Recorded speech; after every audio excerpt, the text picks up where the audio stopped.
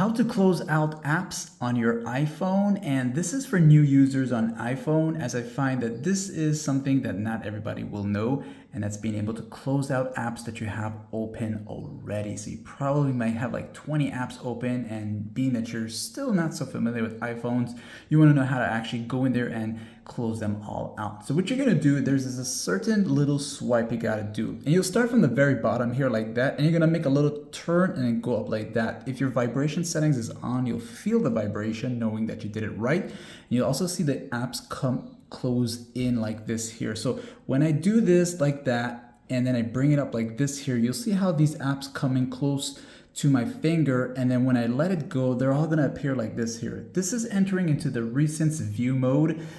If you wanted to know how to do that when you're starting from the home screen, then you'll see all the apps open already here, and you can just simply swipe up like this, closing each one of them out. So if you're new to all this and you finally learn how to do this, congrats, you just did. Like and sub.